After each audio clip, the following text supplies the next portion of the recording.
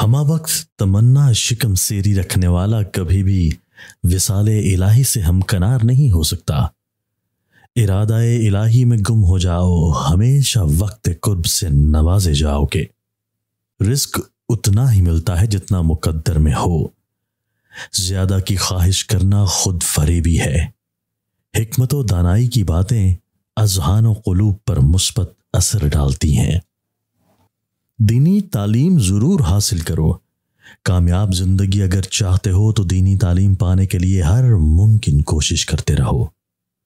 اللہ تعالیٰ بندے سے نیک اعمال کا طالب ہے، لہٰذا نیک اعمال کر کے اللہ تعالیٰ کی رضا و خوشنودی حاصل کرو۔ کسی پر الزام نہ لگاؤ، کسی کی عیب جوئی نہ کرو۔ عیبوں کی پردہ پوشی کرنا ایک مسلمان کا فرض ہے۔ اگر تم کسی کے عیبوں پر پردہ پوشی نہیں کرو گے تو خدا بھی تمہارے کسی بھی عیب پر پردہ پوشی نہیں کرے گا۔ کسی کی برائی کو اچھالنے سے اس کے دل میں برائی کو چھوڑنے کا جذبہ نہیں پیدا کیا جا سکتا۔ اگر کسی کو سیدھے راستے پر لانا ہے تو اسے تنہائی میں نصیحت کرو۔ بھلائی اور نیکی یہ ہے کہ تو اپنے مسلمان بھائی کو برائی سے بچانے کے لیے اپنی ہر ممکن کوشش کرے۔ کسی کو برائی کے چنگل سے نجات دلانا اور نیکی کی طرف راغب کر دینا بہت بڑی نیکی ہے۔ ہر قوم کی کوئی شدید خواہش ہوتی ہے، اور میری خواہش مال و دولت کو بے دریغ خرچ کرنا ہے۔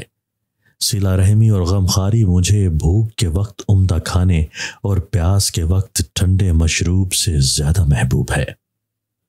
جو انسان ناجائز ذرائع سے آمدنی حاصل کرتا ہے وہ آمدنی اس انسان کے کام نہیں آتی۔ ایسی آمدنی سراسر خسارے کا سودا ہے۔ دعا کے بدلے ایسی دعا دو جو تمہارے حق میں کی گئی ہو، دعا سے زیادہ بہتر ہو۔ بےہودہ باتیں مصیبت کی طرف کھینچتی ہیں۔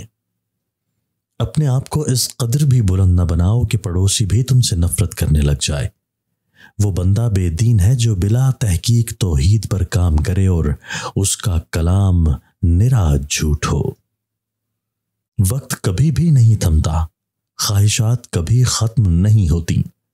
اپنا زیادہ وقت اللہ کی عبادت میں صرف کرو تاکہ آخرت کا میٹھا پھل کھا سکو۔ ابلے ہوئے چاولوں کے پانی میں دودھ اور شہد ملا کر روز چہرے پر لیپ کریں، 4 دن بعد چہرہ 10 سال کم نظر آئے گا۔ جو انسان تنگ نظر ہوتا ہے وہ ضرور قیامت کے روز شرمندگی اٹھائے گا۔ رنگوں میں اللہ کی حفاظت اور حکمت کے الگ الگ نور ہیں، اس لیے کوئی شے رنگ کے بغیر نہیں ہے۔